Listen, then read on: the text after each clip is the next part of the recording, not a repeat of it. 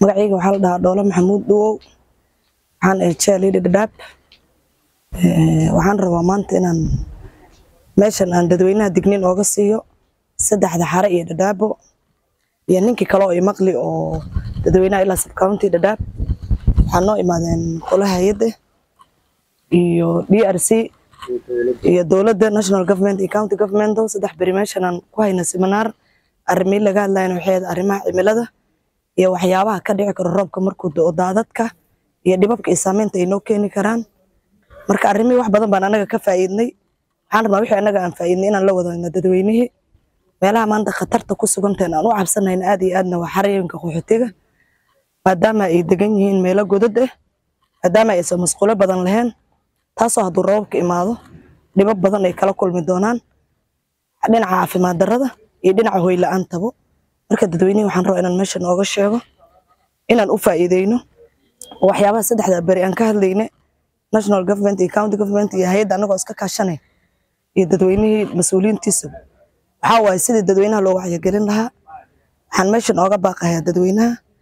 inay roobabka soo socdaan iyo waxyaabaha cimilada bedelkeeda waxay noo sheegeen qolada cimilada ka shaqeynayso inuu isbedel badan inay daadad iman karaan inay roobabka roobna waad ogtiin marka walba uu dhaco faa'iidada khasaaraha uu la imaadaa marka insha Allah waxaan ilaahay ka rajaynaynaa inay mid faa'iidadiisa aan isticmaalno ama aan cunno ama aan calfano ay noqoto khasaaradiisana aan ka digtoonaano ilaahayna aan ka barano wixii khasaare uu la imaan lahaa marka dadweynaha waa inay meelaha godadka iyo meelihii laga dheeraado biyo galeenka waa in la isku sii diyaariyo waa in roob markuu soo diiwaado ogtihiin diyaar garow fiican inaan sameeyno yaan maanta uga digayaa dadweynaha dhamaan meel walbo ay joogaan maadaama anaga naloo sheegay saddex berina arrimaha dartood aan u joogno seminar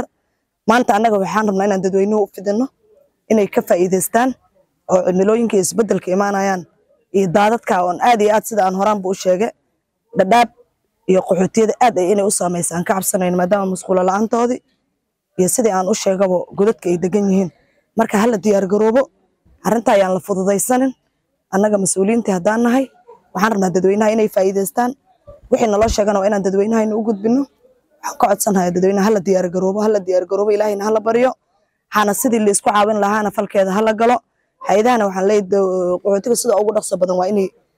gurmad iyo degdeg loo sameeyo si biyaha ay u saameeyno biyo xir iyo waxyaabaha ay hay'adaha sameyn karaan naftirkooda inay sameeyaan.